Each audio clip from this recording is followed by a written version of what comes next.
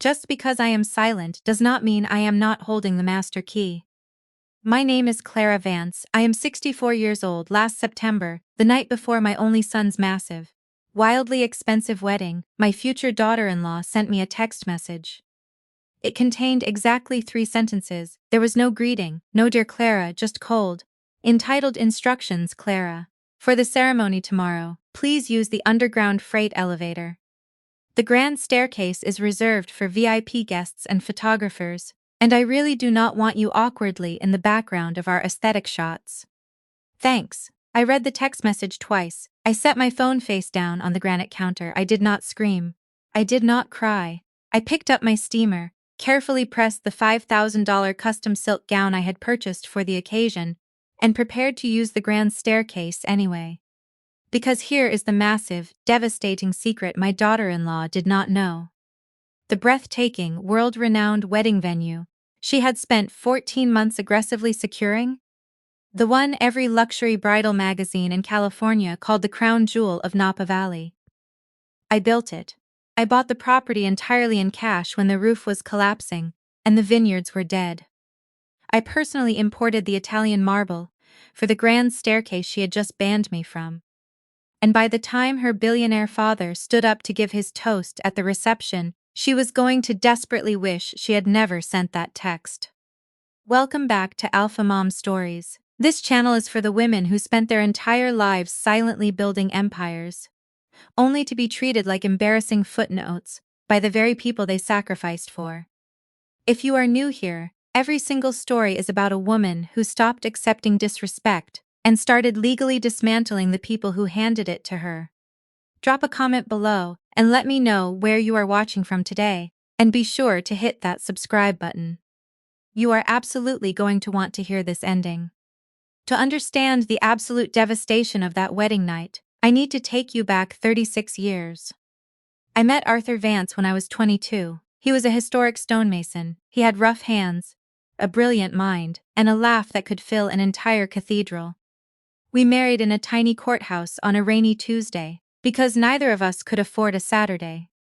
We moved into a tiny drafty apartment above a loud commercial bakery. For 10 years, that cramped apartment was the happiest place on earth. Arthur worked 6 days a week restoring historic facades. I worked 5 days a week as a junior architectural drafter. We saved absolutely everything.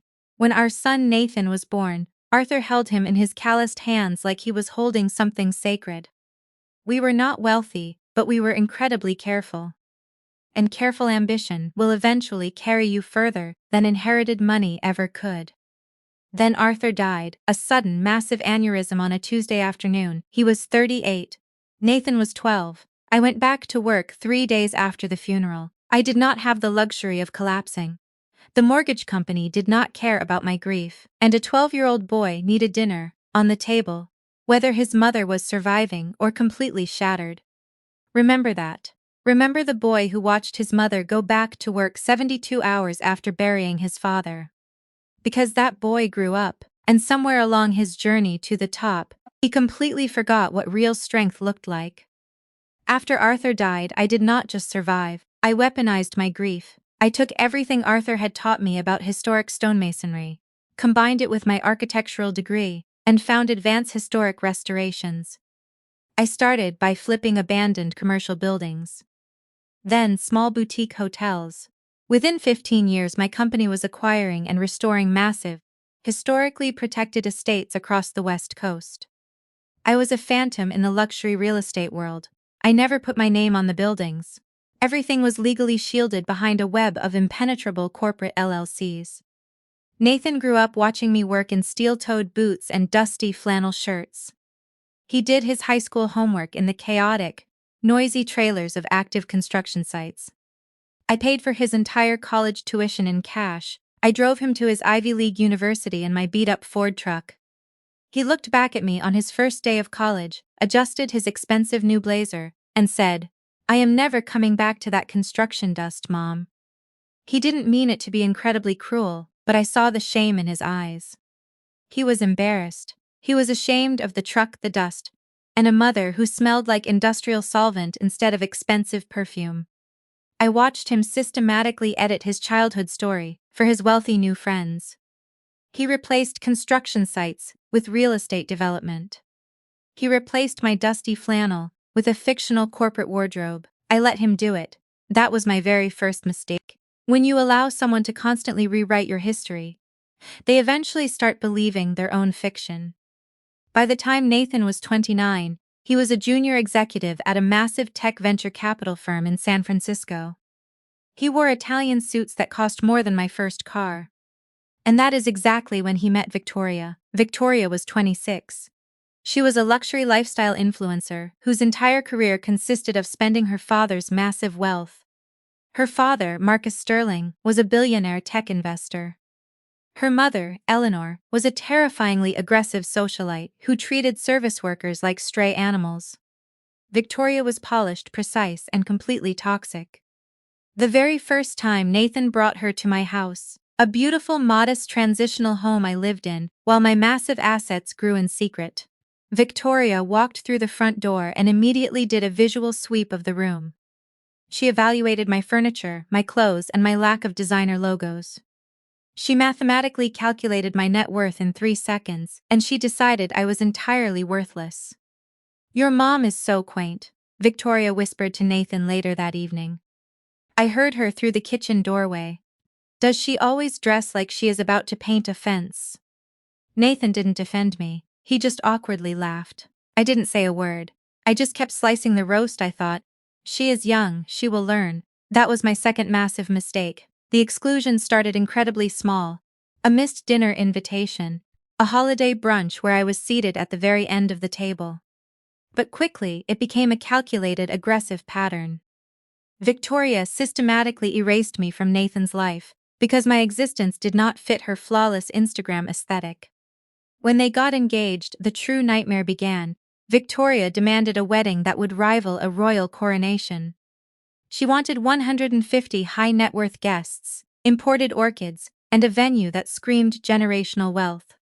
We toured 8 different estates, Victoria announced proudly, at a Sunday family dinner at her parents' massive mansion. I was sitting at the table, quietly sipping water, but we finally found the one. It is absolutely breathtaking. Château de l'Aube in Napa Valley. I nearly choked on my water. Château de l'Aube, the estate of the dawn. 6 years ago, it was a massive, abandoned, collapsing French-style chateau sitting on 40 acres of dead vineyards. The county was going to demolish it. I bought it through one of my anonymous LLCs for $3 million. I spent 4 years and $12 million restoring it. I personally selected the imported Italian marble for the grand front staircase. I redesigned the vaulted ballroom. I turned it into a $25 million crown jewel. It is the most exclusive venue in the state, Eleanor, Victoria's mother, bragged loudly. They charge $150,000 just for the weekend rental. But Marcus wrote the check immediately. "We want absolutely nothing but the best." I set my water glass down very carefully. Marcus Sterling, the billionaire tech investor, had just blindly written a $150,000 check to my private LLC. He was renting my building. "Do we know who actually owns the chateau?" Nathan asked casually, cutting his steak. "We should try to network with them." "Oh, it's just some faceless corporate holding company." Victoria dismissed immediately, waving her hand. "The event manager handles everything. I don't care who owns it, as long as the grand staircase looks perfect for my photos." I touched the simple pearl earrings I was wearing. "The staircase is imported Italian Calacatta marble," I said softly. The acoustics in the ballroom were specifically designed to carry string music. The entire table stopped eating and stared at me. "I read an architectural article about it," I added smoothly, offering a polite blank smile. Victoria scoffed, rolling her eyes at her mother. "Right, well anyway, the aesthetic is flawless." I did not tell them. I went home that night, unlocked my heavy steel safe, and pulled out the solid brass master key to Château de l'Aube. I ran my thumb over the cold metal. This key opened every single door on that $25 million estate.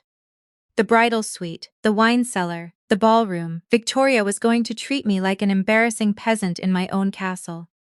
I was going to let her.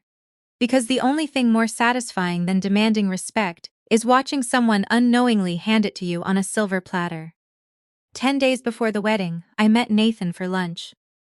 I wanted to give my son one final, desperate opportunity to remember exactly who raised him.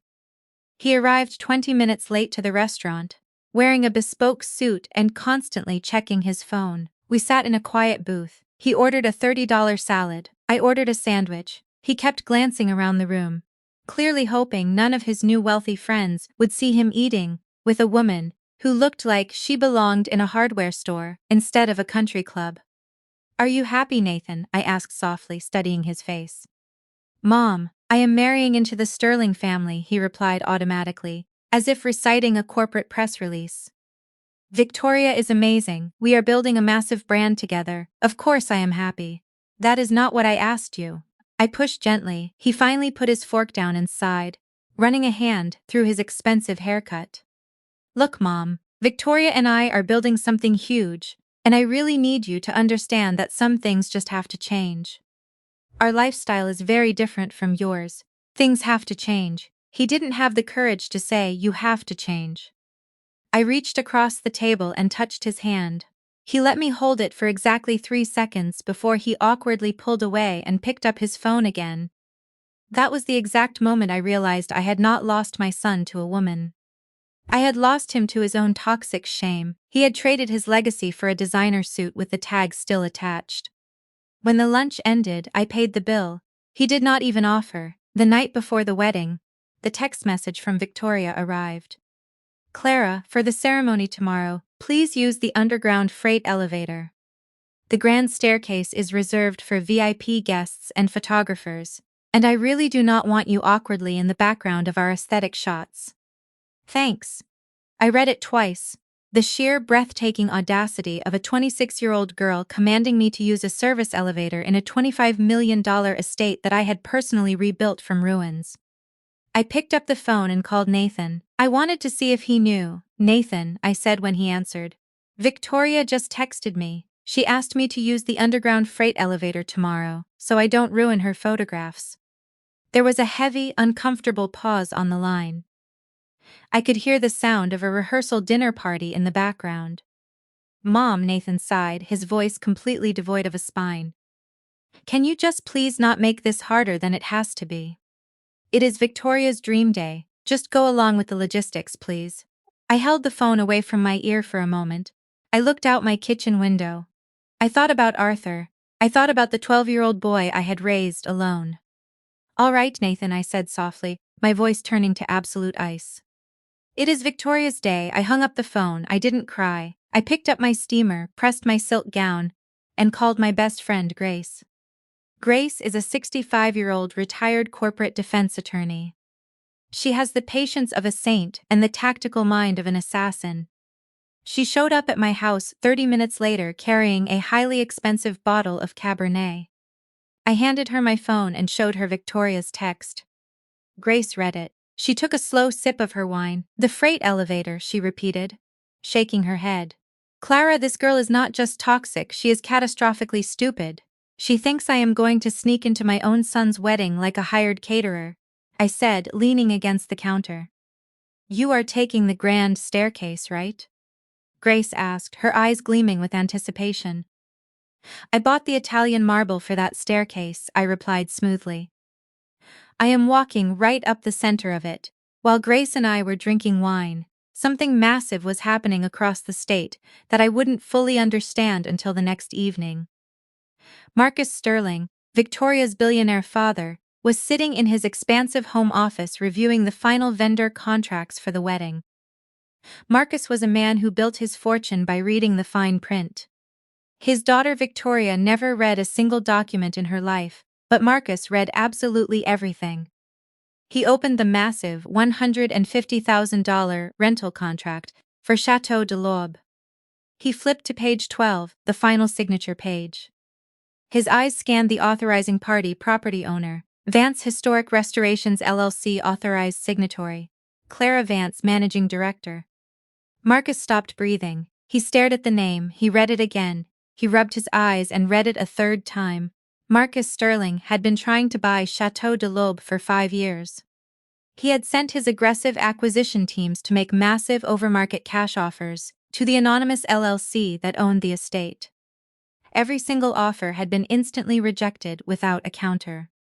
He had spent half a decade trying to figure out who the mysterious architectural phantom was who owned the most lucrative property in Napa Valley.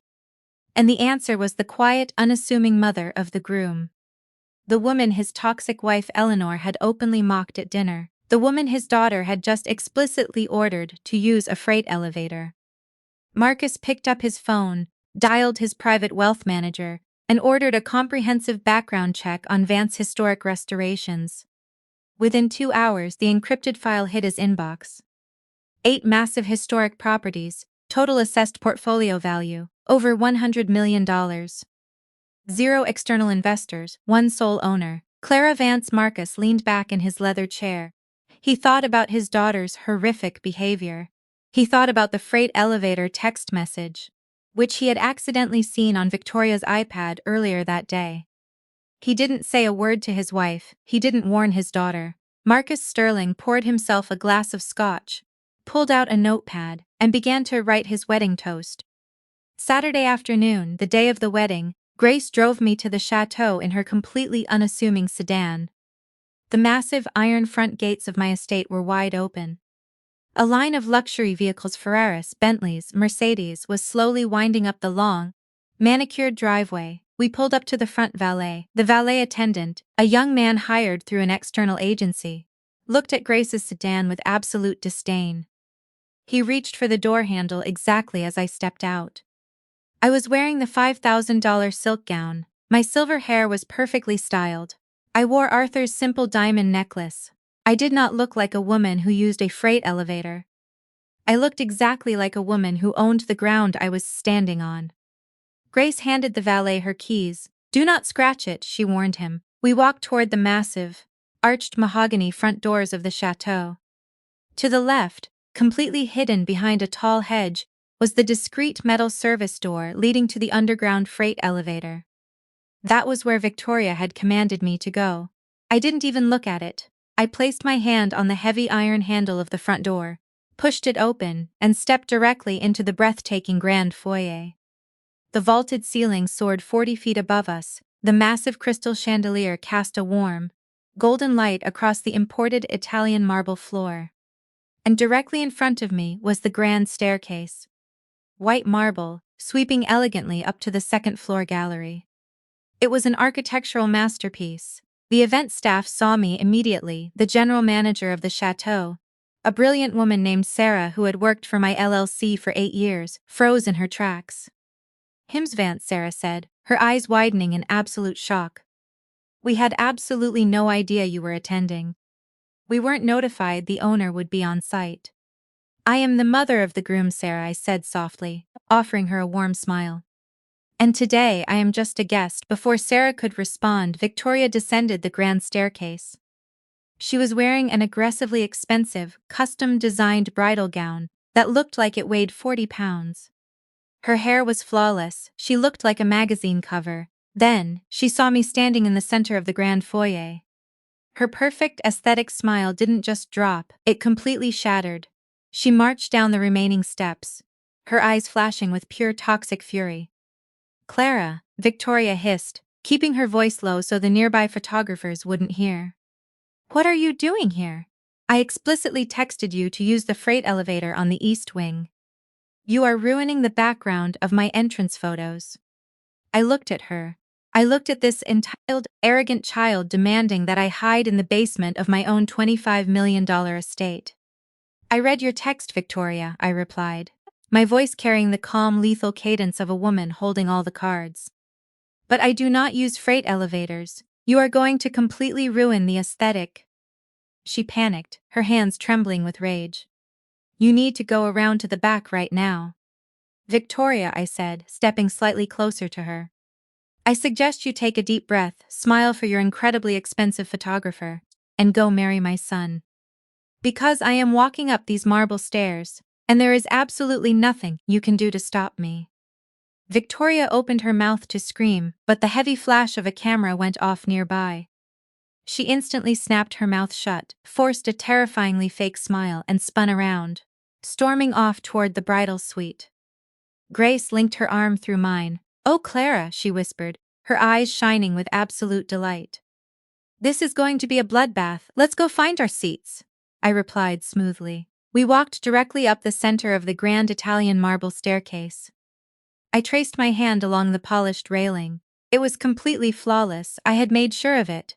The ceremony was undeniably breathtaking. I will give Victoria that much credit. She had incredibly expensive taste, funded entirely by her father's bank account. Massive arches of imported white roses lined the main hall. A professional string quartet played flawlessly in the corner. The late afternoon California sun poured through the massive stained glass windows that I had personally sourced from a demolished cathedral in France and shipped across the ocean. Nathan stood at the altar. He wore a custom navy tuxedo. He looked so incredibly handsome. For exactly 1 second, he looked just like Arthur. The same strong jaw, the same nervous way he held his hands. I looked at my son, and my heart broke, not because he was getting married, but because the 12-year-old boy who used to help me carry drywall had been completely erased by the man standing at the altar. Victoria walked down the aisle holding Marcus's arm. Marcus caught my eye as they walked past my row. He gave me a single, almost imperceptible nod. Grace saw it immediately. "He knows something," Grace whispered, leaning into my shoulder.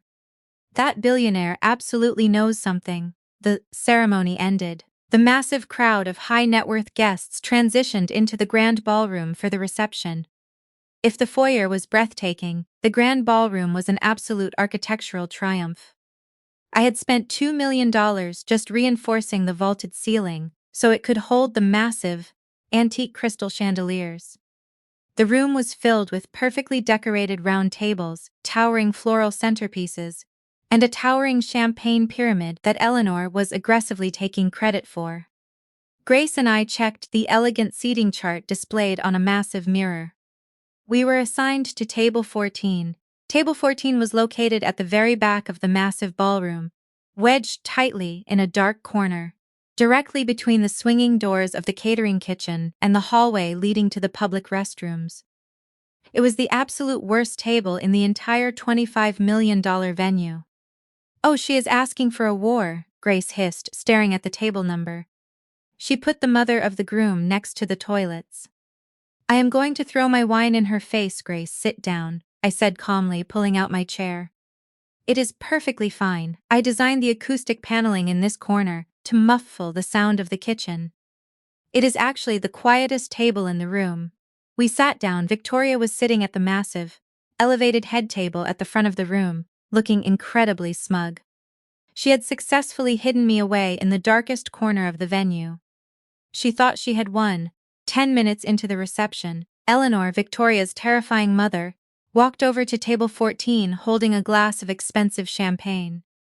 She wore a dress that looked like it was made out of spun gold, and she carried an expression of absolute, toxic superiority. "Clara, oh, I am so incredibly sorry about your seating arrangement," Eleanor cooed, her voice dripping with fake sympathy. Victoria just really needed the aesthetics of the front tables to be absolutely flawless for the magazine photographers. "You understand, right? We just couldn't risk having anything mismatched." In the background, she was calling me mismatched. She was calling me a peasant to my face. "I completely understand, Eleanor," I replied, offering her a brilliant, unbothered smile. "The acoustics back here are actually quite lovely. And the proximity to the kitchen guarantees the food will be incredibly hot." Eleanor blinked, clearly disappointed that I wasn't crying or throwing a tantrum. "Right, well, it is just such a magnificent venue, isn't it?" Marcus wrote a $150,000 check without even blinking. "But you get what you pay for."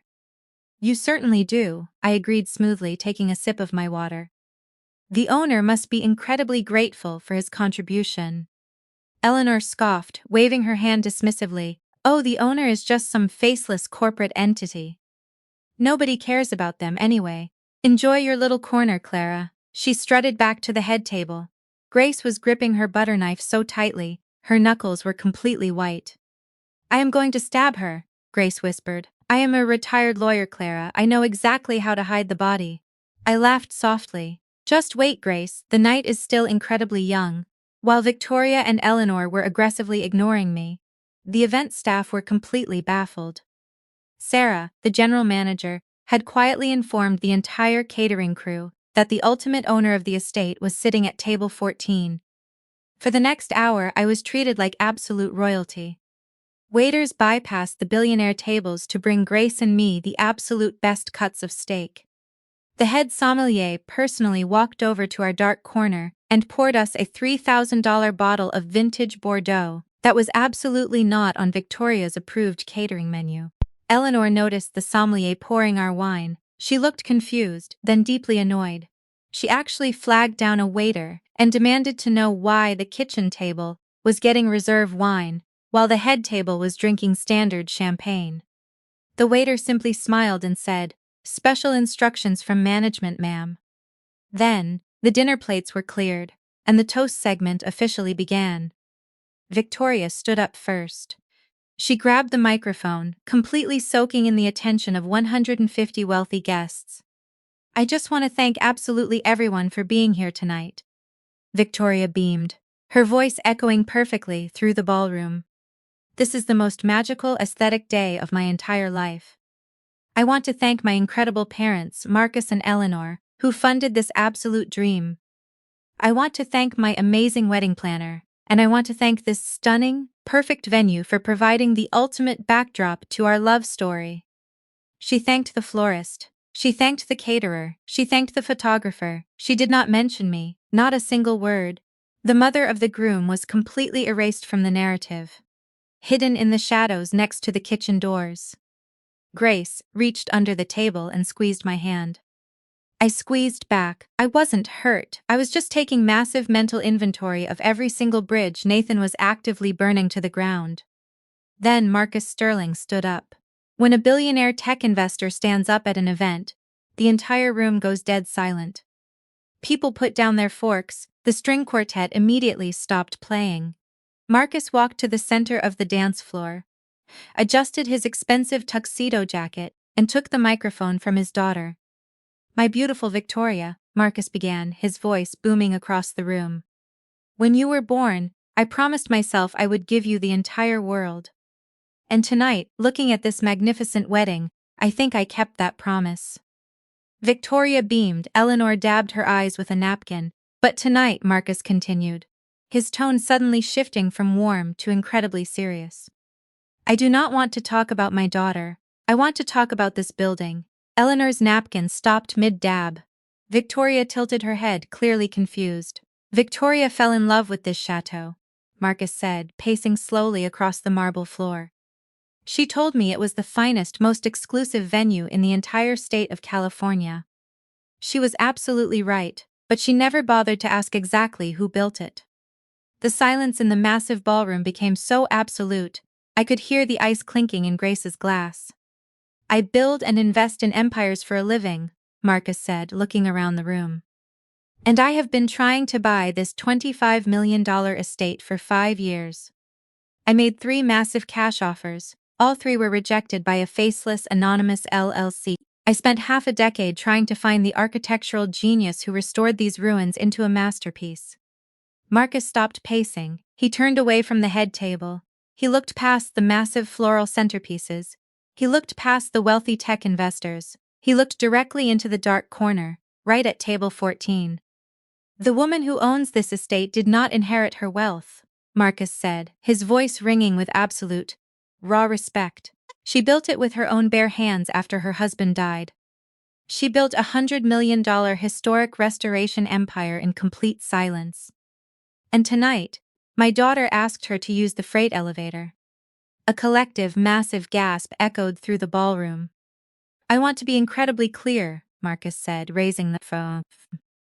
"The woman who owns the ground we are currently standing on is sitting at table 14, next to the kitchen doors. Her name is Clara Vance. She is the owner of Chateau de l'Aube, and she is the mother of the groom." The sound came before I even saw the movement, a sharp, violent, crystal-clear crack that echoed like a gunshot across the dead-silent ballroom. Victoria's expensive crystal champagne flute had slipped completely through her trembling fingers. It hit the marble floor and shattered into 100 jagged pieces. The $200 vintage champagne pooled aggressively around her custom designer heels. She did not move, she did not breathe. She stared at me from across the massive room, her mouth hanging slightly open, looking like a woman who had just realized the aesthetic floor she was standing on belonged entirely to the peasant she had banished. Eleanor sat perfectly rigid next to her daughter. Her face was as white as the imported tablecloth. Her lips moved frantically, but absolutely no sound came out. She looked at Marcus, then looked at me, her brain completely unable to process the terrifying mathematical reality that the woman she had just mocked was worth substantially more than her own husband. Nathan stared at me from the head table. He did not look angry, he did not look relieved. He looked completely, utterly paralyzed. He looked like a man who had just been handed a massive mirror and suddenly realized he had no idea who was reflecting back at him. 5 agonizing seconds of absolute silence followed the shattering of the glass. 5 seconds that felt like 5 decades. Then the entire room exhaled. It started with Marcus. He set the microphone down on the table, turned fully toward my dark corner, and began to clap. Slow, deliberate, booming applause that commanded absolute respect. Then Sarah, my general manager, stepped out from the kitchen doors behind me and joined in. The head sommelier started clapping. The waiters set down their silver trays and began to applaud. And then, the wealthy tech investors, the venture capitalists, the elite guests who recognized raw, terrifying power when they saw it, they all stood up. 150 high-net-worth individuals gave a massive standing ovation to the woman sitting at table 14 next to the kitchen doors. I did not feel victorious. That is what people always expect me to say. They expect me to say I felt a massive rush of vindication, a flood of triumphant adrenaline. I didn't. I just felt incredibly tired. I felt the specific aching exhaustion of a woman who had carried a massive, invisible weight for 36 years, and someone had finally publicly acknowledged exactly how heavy it was. Grace was gripping my arm so tightly, I knew I would have bruises the next morning. She was laughing, tears of pure delight streaming down her face. "Clara," she whispered, her voice shaking with joy. "That is the greatest execution I have ever witnessed in my entire legal career." Marcus sat back down at his table. He didn't look at his wife, he didn't look at his daughter. He just picked up his scotch and took a slow sip. 10 minutes later, the shock finally wore off, and the sheer toxic panic set in. Victoria marched across the ballroom toward table 14. Her face was completely flushed, her jaw was set so tightly I thought her teeth might crack. The flawless, aesthetic poise she had aggressively maintained all evening had completely evaporated, leaving behind a terrified, entitled child who had lost absolute control of her narrative. She stopped directly in front of my table, towering over me, while I remained perfectly seated. "You planned this," Victoria hissed, her voice trembling with barely controlled rage. "You told my father, you set me up to look like an absolute idiot in front of my entire social circle." I took a slow sip of my water. "I did not tell your father a single thing, Victoria. He is simply a man who actually reads the contracts he signs. Specifically, the contract for my building. You could have said something," she demanded, her voice rising in pitch, drawing the attention of the nearby tables. "You could have told me who you were when you were texting me." "You didn't text me to have a conversation, Victoria," I replied smoothly, looking up at her with absolute calm. "You texted me to command me to use a freight elevator. I simply chose not to interrupt your incredibly detailed logistics." "You ruined my wedding," she cried, tears of pure frustration finally spilling over her carefully contoured cheeks. I let the words settle into the air between us, ruined as if the absolute truth was a form of malicious vandalism. "I built your wedding, Victoria," I said softly, my voice carrying the weight of $12 million in renovations. "I just wasn't allowed to attend it." She opened her mouth to scream, but before she could, Eleanor arrived. Her expensive heels struck the marble floor like a judge's gavel. "This is completely inappropriate," Eleanor announced, not speaking to me, but speaking to the air around her. desperately trying to reassert her completely shattered authority. This is an aesthetic nightmare. Marcus had absolutely no right to disrupt my daughter's reception with this bizarre real estate announcement. Eleanor, Marcus's voice cut across the room. He hadn't used the microphone, but his tone was incredibly clear. He was standing 10 feet behind her. "Sit down." Eleanor spun around, her face twisting in indignation. "Marcus, she is a construction worker. This changes absolutely nothing about how she should be treated. She owns this estate," Eleanor said, stepping closer, his billionaire authority completely crushing his wife's pathetic socialite ego. "She owns the building your favorite luxury boutique rents from in San Francisco. She is holding more liquid assets than my entire board of directors. Sit down before you completely embarrass yourself." Eleanor's mouth snapped shut. It was the very first time in my entire life I had ever seen that toxic woman completely speechless. She looked exactly like a woman who had just discovered she was standing on a trapdoor and was holding the lever. She turned around and walked silently back to the head table. Then Nathan approached. He walked slowly toward table 14. Every single guest in the massive ballroom was watching him. He stopped at the edge of my table. He looked at the kitchen doors behind me. He looked at the magnificent vaulted ceilings above us. "Mom," Nathan whispered, his voice completely breaking on the single syllable.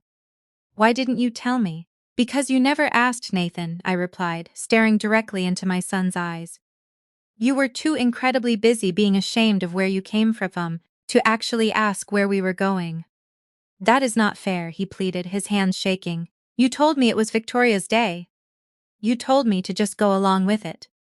And every single time they aggressively pushed me out the door, Nathan, you held it open for them." I fired back, my voice remaining quiet but cutting deeper than a knife. He stared at me. His eyes were completely wet. For one agonizing second I wanted to reach out. I wanted to hold his hand exactly the way I did when he was 12 years old, crying because his father wasn't coming home. But he needed to hear this standing up. He needed to feel the absolute, crushing weight of his own cowardice. "I never hid what I built, Nathan," I told him, the mother finally stepping aside so the corporate titan could speak. "You just never bothered to look." He didn't answer. He stood there in his $2,000 bespoke suit, and he looked at the grand Italian marble staircase, glowing in the distance.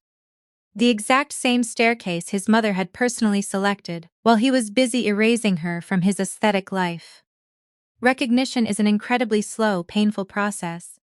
But when it finally arrives, it absolutely destroys everything it touches. I stood up. I didn't stand up quickly. I didn't make a dramatic, theatrical gesture. I stood up exactly the way you stand when a massive negotiation has officially concluded, and the opposing side has completely surrendered. The entire room was watching me, 150 elite guests, the catering staff in the wings. The string quartet had completely given up pretending to play music.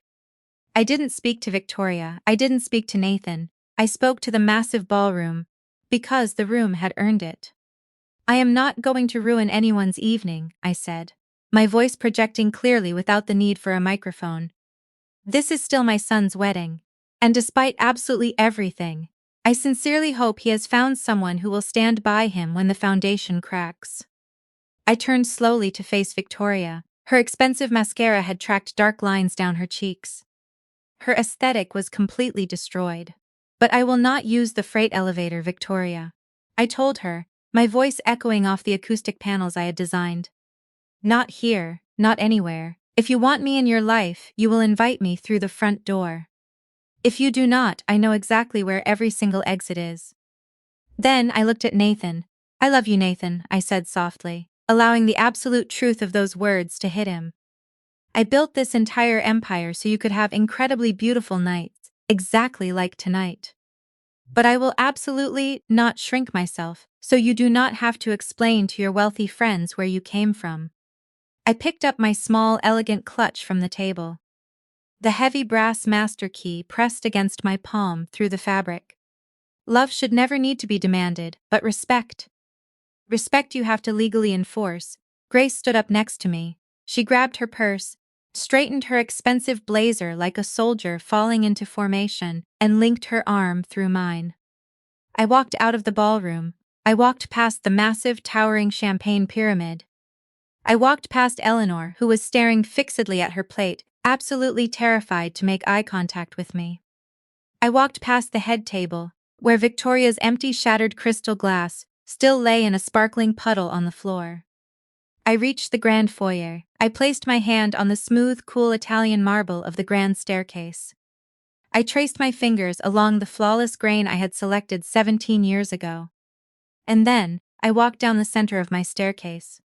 One step at a time, my head held incredibly high. The entire staff watched me in absolute silence.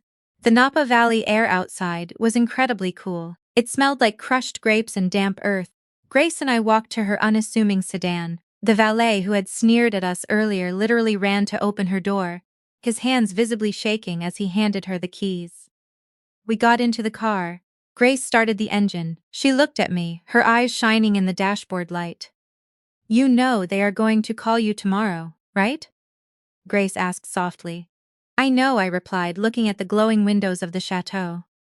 "Are you going to answer?" "Not tomorrow," I said, leaning back against the seat. "And probably not the next day either." My phone buzzed in my clutch, then it buzzed again. Then a third time, 3 frantic pulses in a row. The absolute desperate pattern of a son who suddenly realized exactly what he had thrown away. I didn't even look at the screen. I wasn't angry. I was simply beautifully done. There is a massive difference between leaving a room in anger and leaving a room because you have absolutely nothing left to say. Anger makes you scream and slam doors. Complete, absolute clarity allows you to close them quietly. Grace shifted the car into drive. We rolled slowly down the long, manicured gravel driveway. I looked at Chateau de l'Aube in the side mirror one last time. The $25 million estate was glowing like a massive golden beacon against the dark California hills. Thank you so much for reading. Please share this story if you have ever had to remind someone exactly who built the floor they were standing on. And do not forget to like and subscribe for more stories of absolute undeniable justice. I will see you in the next one. If you think the story ended in that driveway with Grace and me driving away in a Honda Civic, then you vastly underestimate the sheer, explosive fallout of destroying a narcissist's wedding in front of 150 billionaires. The morning after the wedding, I woke up at 6 a.m. I made a pot of strong black coffee, stepped out onto my patio, and watched the fog roll over the hills. My phone, which I had left on silent the entire night, was completely flooded. 32 missed calls from Nathan, 12 frantic, furious text messages from Eleanor, and one incredibly calm, perfectly polite voicemail from Marcus Sterling. "Clara, it is Marcus. First of all, congratulations on the most spectacular execution of toxic entitlement I have ever witnessed in my 60 years on this earth. Second, I would like to buy you breakfast this morning. We have a lot to discuss. Name the place." I smiled. I called him back immediately. We agreed to meet at a quiet, incredibly exclusive country club restaurant, where we wouldn't be disturbed. I arrived wearing a tailored slate gray suit. Marcus was already sitting in a private booth, drinking black coffee. He stood up when I approached, extending his hand. It wasn't a polite social greeting. It was a firm, respectful handshake between two corporate titans who had finally recognized each other.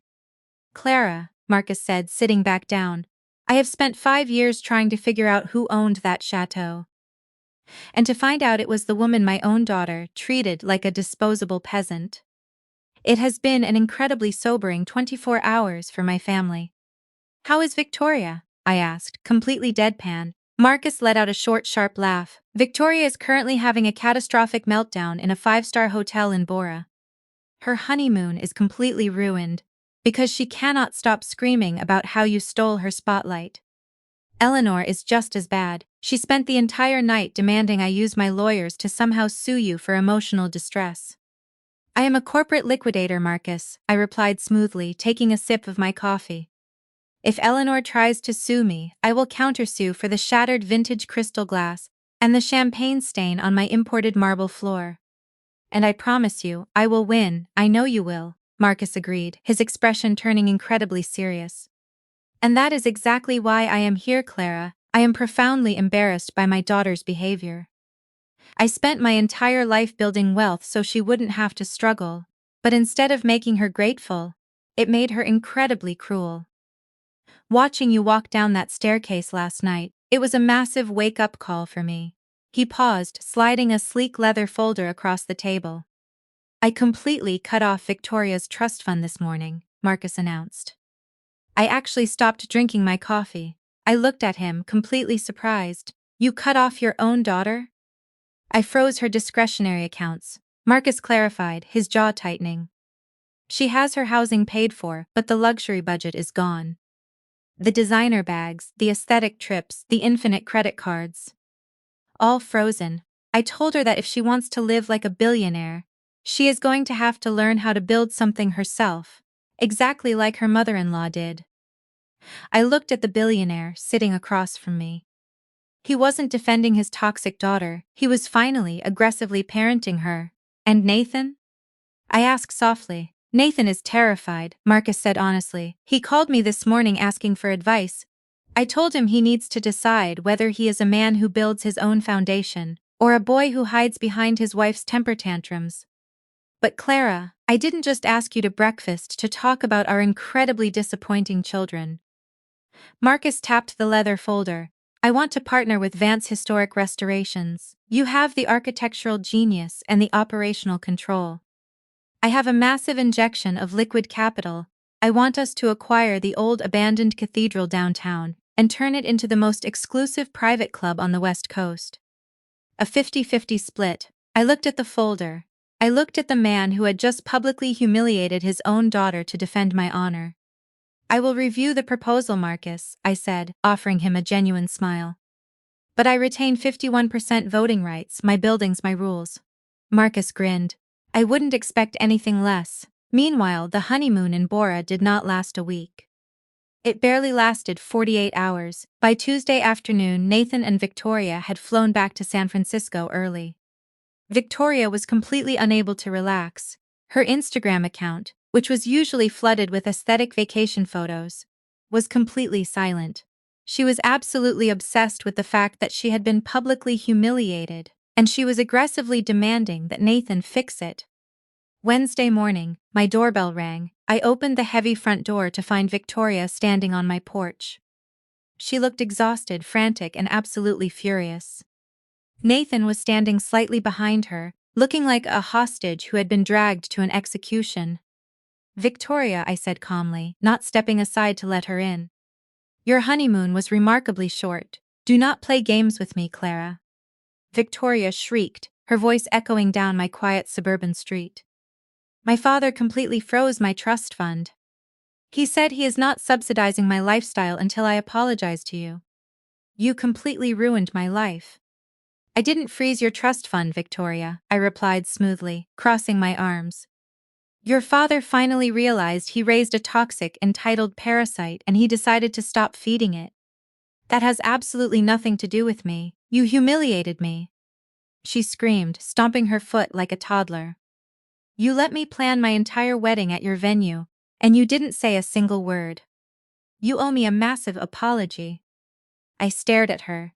The absolute, breathtaking delusion required to demand an apology from the woman you ordered to use a freight elevator was truly staggering. I owe you absolutely nothing, I said, my voice dropping to a terrifyingly quiet register. I allowed you to rent my building because your father paid the invoice. I did not ruin your wedding, I simply attended it. If my mere presence as the owner of the estate ruined your aesthetic, then your aesthetic was built on a pathetic, fragile lie. Nathan stepped forward, his face pale. Mom, please, we are completely broke. Victoria's accounts are frozen. My salary barely covers our rent in the city. We need help. You do not need help, Nathan. I corrected him sharply. You need a reality check. You make a six-figure salary. The fact that you are broke is because you are trying to fund a billionaire lifestyle on a junior executive budget. Victoria shoved Nathan's aside. If you are really worth $100 million, Clara, then you need to transfer the deed of the chateau to Nathan. It is his inheritance. If you give us the chateau, we can manage it, and my father will unfreeze my accounts. I actually laughed. I couldn't help it. The sheer spectacular audacity of her demand was the funniest thing I had heard in 36 years. Transfer the deed of my $25 million estate to you, I asked, wiping a tear of laughter from my eye. Victoria, you couldn't manage a lemonade stand, let alone a historic winery. But since you brought up Nathan's inheritance, let me be incredibly clear about my estate planning. I looked directly at my son. I am currently working with my corporate attorneys to convert Vance Historic Restorations into a charitable foundation, I announced. When I die, my entire portfolio, the chateau, the hotels, the commercial properties, will be transferred into a trust dedicated to preserving historic architecture and funding scholarships for women in construction. Nathan's jaw completely dropped. I am leaving you a modest, comfortable trust fund, Nathan, I continued smoothly. Enough to ensure you are never homeless, and enough to pay for your health care. But you are not inheriting the empire. I built it from the ashes of your father's death, and I am not handing it over to a woman who told me to use a service elevator. Victoria completely lost her mind, the perfectly manicured, aesthetic influencer mask completely shattered, revealing the absolute, terrifying greed underneath. You are giving it all away. Victoria shrieked, her voice cracking in absolute hysteria. Are you completely insane? He is your only son. I married him expecting a massive portfolio. I did not marry him to live on a junior executive salary, while you give $100 million to charity. The air on my front porch went completely, terrifyingly still. Victoria slapped her hand over her mouth, realizing exactly what she had just screamed. She had finally publicly said the quiet part entirely out loud. Nathan slowly turned his head to look at his wife, the color completely drained from his face. He looked like a man who had just been violently woken up from a massive, aesthetic coma. You married me expecting a portfolio? Nathan asked, his voice incredibly hollow. You didn't even know my mother had money until 3 days ago, Victoria. I didn't mean it like that, Nathan, Victoria stammered desperately, taking a massive step backward. I just meant we deserve it. We are a brand, we need the aesthetic. You didn't marry me, Nathan realized, the absolute devastation finally crushing him. You married the idea of my proximity to wealth. And when you thought my mother was just a poor construction worker, you treated her like absolute garbage, because she didn't fit your aesthetic. Nathan, please, Victoria begged, grabbing his arm. He violently pulled his arm away from her. The boy who had spent the last 3 years desperately trying to please an entitled narcissist finally found his spine. Do not touch me, Victoria, Nathan said, his voice shaking with absolute rage. My mother built a massive empire with her own bare hands. You haven't worked a single day in your entire pathetic life. We are done. I am calling a lawyer tomorrow morning to file for an immediate annulment. Victoria stared at him in complete, absolute horror. Without the massive trust fund from her father, and without the massive estate from her husband, she had absolutely nothing left. She was entirely bankrupt, both financially and morally. She let out a piercing, hysterical scream, turned around and ran down my driveway. She got into the passenger seat of their car, slamming the door so hard the entire vehicle shook. Nathan didn't follow her. He stood on my front porch watching the car, then he slowly turned back to look at me. The expensive bespoke suit suddenly looked incredibly heavy on his shoulders. He looked exactly like the 12-year-old boy I remembered. Mom, Nathan whispered, tears openly streaming down his face. I am so incredibly sorry, you were right. You were right about absolutely everything. I was so incredibly ashamed of the dust and the trucks. I completely forgot how hard you worked to keep a roof over my head. I stepped forward and wrapped my arms around my son. I held him tightly, exactly the way Arthur used to hold him. I forgive you, Nathan, I said softly, resting my chin on his shoulder. I will always love you, but you cannot come hide in my massive shadow. You have to learn how to build your own foundation now. I know, he choked out, hugging me back. I am going to rebuild, I promise. 3 months later, the annulment was completely finalized. Victoria moved out of their expensive San Francisco apartment and had to move back into her parents' massive mansion. Her father, Marcus, refused to unfreeze her trust fund, forcing her to actually get a job as a junior assistant at a PR firm. Her Instagram account completely collapsed. Because she could no longer afford the aesthetic lifestyle she desperately needed to project. Nathan moved into a modest one-bedroom apartment in the city. He sold his expensive bespoke suits and started focusing entirely on his career. We have dinner together every single Sunday. Sometimes I wear my dusty flannel shirts. He never complains. As for me, last Saturday evening I hosted a massive charity gala at Chateau de l'Aube. Marcus Sterling co-hosted the event with me. Together, we raised $3 million for historic preservation and women in construction. Grace was there, wearing a stunning evening gown and drinking expensive bourbon. Sarah, my general manager, executed the entire event flawlessly. At the end of the night, when the massive ballroom was finally empty, and the staff was quietly clearing the tables, I stood alone in the grand foyer. The massive crystal chandelier cast a warm golden glow across the imported Italian marble. I walked over to the grand staircase, the exact same staircase my toxic daughter-in-law had aggressively banned me from. I placed my hand on the smooth, flawless white marble railing. I thought about Arthur. I thought about the cramped apartment above the commercial bakery. I thought about the 36 years of silent, grueling work it took to transform my devastating grief into an absolute, untouchable empire. They thought my silence was a weakness. They thought my dusty clothes meant I was worthless. They completely forgot that the people who build the castles are the only ones who truly know where the secret doors are hidden. I didn't use the freight elevator. I walked right up the center of the grand staircase, one step at a time, entirely on my own terms. Thank you so much for reading. Please share this story if you have ever had to remind an entitled narcissist exactly who owns the ground they are standing on. And do not forget to like and subscribe for more stories of absolute justice. I will see you in the next one. The silence was absolute. The silence was absolute.